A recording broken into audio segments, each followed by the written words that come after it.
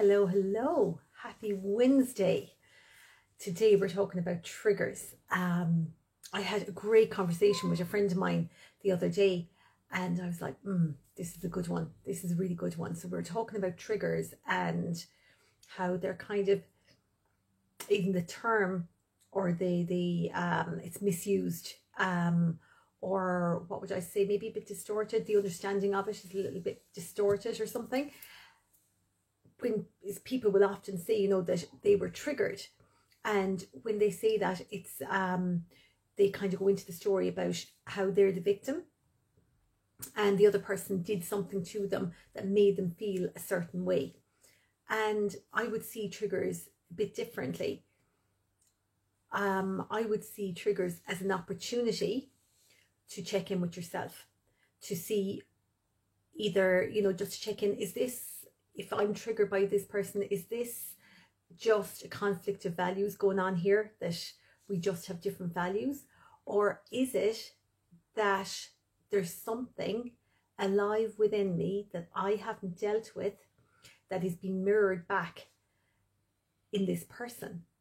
So either way, you gotta do the work, right? So it's a really interesting thing that, like I said, it's kind of really the way people approach it. Not everybody, obviously, but the way a lot of what I see out there is, I was triggered, I'm the victim. And I can understand too why that was, where it would come from. And also I can see, because like with modern day life, everything is outside of us. So we kind of focus outside of us all the time. So it's an automatic thing it was done to me. I don't look in, I just look out, and I'm the victim. And it's also, I think that we have become so used to, our attention span is so short, as you can tell from phones and technology, right? That we don't want to take the time to go in because it means a little bit of work. And again, not for everyone, this isn't a blanket statement, all right? But it's like, it would mean more work, wouldn't it, if something were to happen, if we were triggered and we had to look inside. And I have this saying that I say to my friend all the time. We laugh so hard, it's like just, it's our one-liner and we just piss ourselves laughing. So if we're ever triggered, it's like, get down on your knees and thank them for showing you what you have to work on. Get down on your knees and you'd be like, but Jesus Christ, they really wrecked my head. And it's like, no, go in. And I'm like, Mrs. Doyle, go on. But ultimately, if you take that approach, you're going to grow and expand much more. So let's look at the first one, is conflict of the, yes, the friend is you, Mag. Get down on your knees.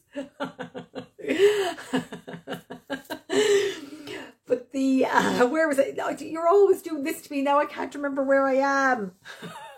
So if it is a conflict of values, right? In that moment, you can say, okay, let's say it's honesty, for instance. We can have different, what's the word I'm looking for, versions of honesty. And if we're bumping up against someone and say we're kind of thinking that's not honest, but to them it's honest, and no judgment, because like we have all different versions, right? And we're bumping up against each other. And then we notice with the person's personality, it could be just in this area we butt heads, or else it could be that actually we butt heads regularly on a lot of different things because we have a very different value system. And when we have very different value systems, then it's maybe placing a boundary there, that because, that we're so different. So it could be actually moving away from interactions with the person. But if it's someone that you're working with, you may have to just create little boundaries around that, okay? And also just the understanding of their version, let's stay with honesty, their version of honesty is different to mine. So it's not personal, it's just that it's different, okay? So that's your conflict of values. But then if you go and you look at, I'm triggered by something someone did.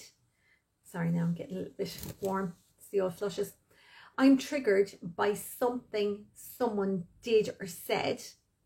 Well, then, do I need to do work in that area? And that's a big one. And that's a big one. And like I said, we're kind of, our attention span is so short now with technology and everything, and with convenience. Of course, you know, I talk a lot about convenient foods, but it's convenient in every way, right? And that would mean that we'd have to do a bit of work. Isn't it nearly easier just to blame someone else and be in victim mode, you know? So it's like, that's where the work is really done.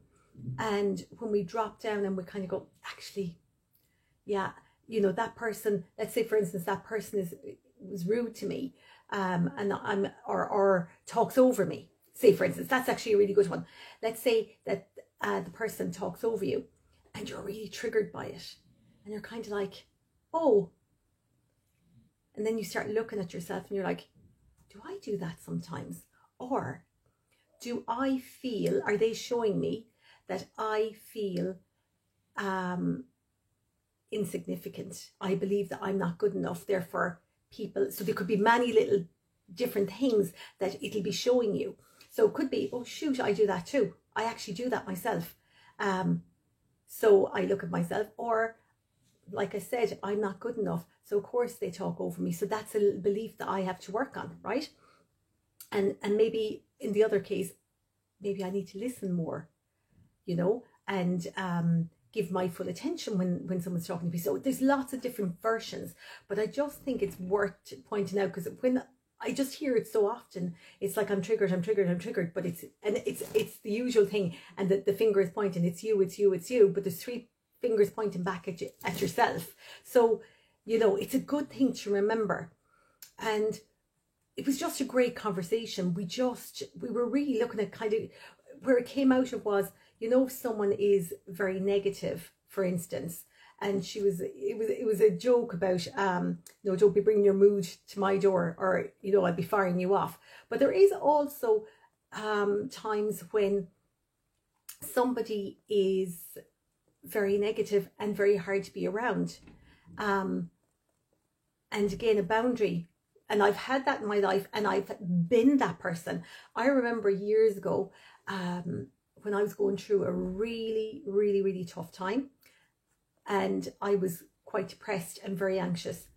And I remember a really good friend that I had at the time, lovely girl, I drove her absolutely mental, because I couldn't get out of the story. I kept repeating the story and going on and going on. Fuck me, I'd say I wore her to within an inch of her life. She was a saint. She was an absolute saint to listen to me. So like, when, you know, if we're finding someone is very negative, you know, sometimes it is walking away. That girl walked away. I don't fucking blame her, to be quite honest. I don't walk. And you know what? It's come to my attention many times in the last few months, you know, where I've been thinking, my God, I was hard going. Like, I was, even when I think of it, I actually, I feel like I want to run away from that person myself. And that's who I was at the time. And, you know, we met afterwards and had a lovely chat, you know, a few years afterwards, but she did totally distance herself from me. And I actually 100% don't blame her. And isn't it lovely to get to a place where you can actually say that? You can say, you know, instead of being, it was awful what she did. And I did for a couple of years. It was awful the way she cut me out. Fucking hell. She probably had to do it for her own sanity, to be fair. God help us. Oh my God. What's my mag saying? It's so true. We have to look at ourselves when this happens. Oh my God, all the time, just look at yourself, And it's like, there's always a lesson in there, you know? There's always a lesson. It's worth doing the little bit of work. I know it can be a pain in the hole, and I know it's like, it's easier just to place it outside you, go into victim.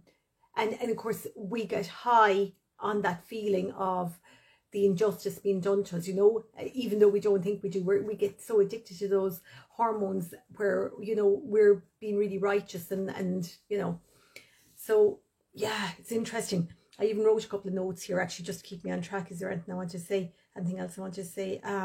Yeah, what is the lesson? Just keep looking for the lesson. You know, like I said, it could be to increase your boundaries, but it could be something that's alive within you that has to be looked at by you. Yeah. And you know, even when I think of myself right back then, when I was really wrecking that poor girl's head, I didn't have the awareness to know to be any different. I genuinely didn't have the awareness. So, you know, when we be saying, Jesus Christ, surely to God they know they're wrecking someone's head, I actually genuinely didn't know. And I find that as well, that when people don't know, when people are doing a behaviour over and over again, and you know, you'd be kind of saying, and you'd be saying to them, like, it's actually really annoying, and they keep doing it.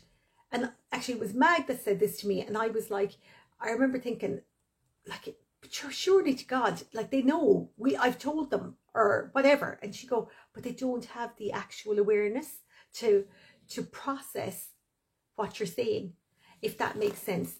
And it's really, really interesting. I know this is a minefield, this subject, but I love this. But it's a minefield. And when we do this work, we expand, we become different versions of ourselves and better versions of ourselves and more compassionate. And like, I know that, you know, I can still get annoyed by people that are very negative, but there's also there's compassion there too, because I'm like, oh fuck, I was that person, you know. And one little really nice little one-liner that, and we spoke about beliefs last week, that my friend left me with, and I thought this was just fabulous. I have to read it out to you. Was, our truth is our truth until we decide to believe otherwise. Isn't that beautiful? So your truth, is this the right word? I hope this is the right word. It's transient. So our truth, it doesn't, so if you have a truth now, it doesn't mean that it's true forever. Okay. So say for instance, you were triggered by something, you went in and did, and so that was your truth at the time. And you went in, you clocked it, and you went, I better look inside, I better look within and just see what's going on here. And then you have the realization, or you work on something, and then you become different, so your truth changes. It's no longer your truth. Maybe the I'm not good enough is no longer your truth, because it was mirrored back to you, you did the work, and now you're a different person.